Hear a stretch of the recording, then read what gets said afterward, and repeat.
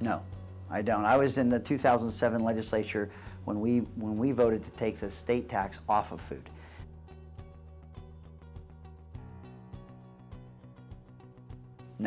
No, we made some reforms back in 2015 to instead of it be a % per gallon where that inflation can eat it away or it doesn't move. We made some reforms in changing how that works, and that was good enough. We've made those changes. It's a formulaic change. It wasn't an increase, but it was changing the formula. You don't want to raise the tax on gas.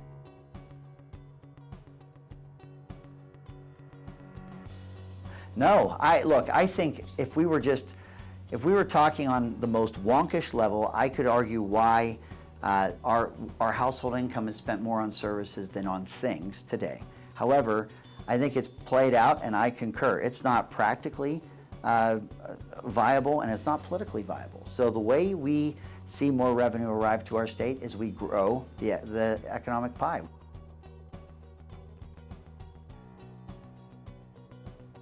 So I'm for that, as long as it looks like it's been comprehensive and people have come together to do that.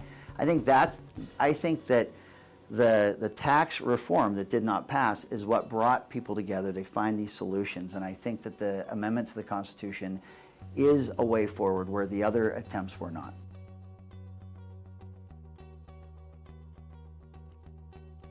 When Don Jr. called me that night and said, "Would you support my father?" I said, "I don't want to be a flyover state.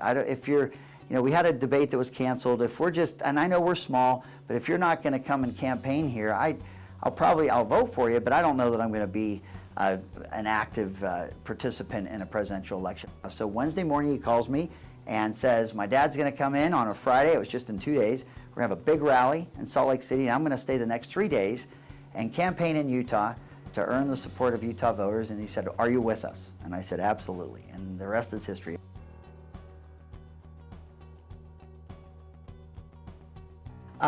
People might not know that when I was 16, I was in a really bad car accident where I was a passenger in a VW Bug, and I'm talking like the 60s VW Bug with the doors that are about 1 inch wide. We hit a telephone pole going about 30 miles an hour, and my legs were smashed, my pelvis was smashed, and I was in a wheelchair for about 1 year.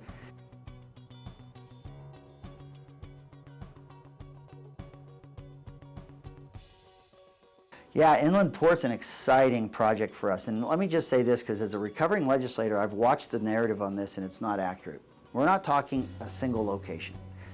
We have this advantage where every rail line that comes from every West Coast port, so Seattle, Portland, Oakland, Long Beach, Los Angeles, all that rail line comes into the state of Utah somewhere.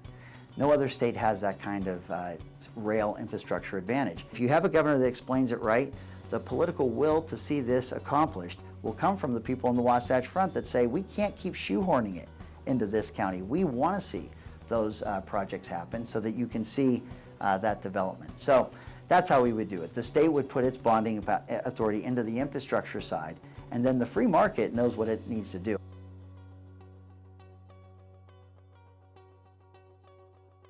Yes, so in terms of our referendum process, I want everyone to know that's watching this interview how impressed and how much I respect a pure grassroots effort to qualify through a referendum and signature gathering an issue for the voters to consider in the November ballot. I did not sign the referendum, and I think people thought that was because I was for raising taxes on food or gas. As Speaker, you didn't see me do this, but in referendums, this grassroots effort was historic, but it's not the way it's usually done. What I have had to labor under is this initiatives, referendums, where outside money comes in. Some people may think I'm not looking to change the law.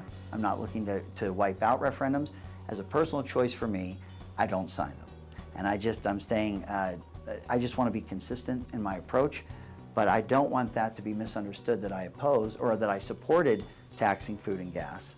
I don't, but as a personal decision of mine, I don't sign referendums and initiatives.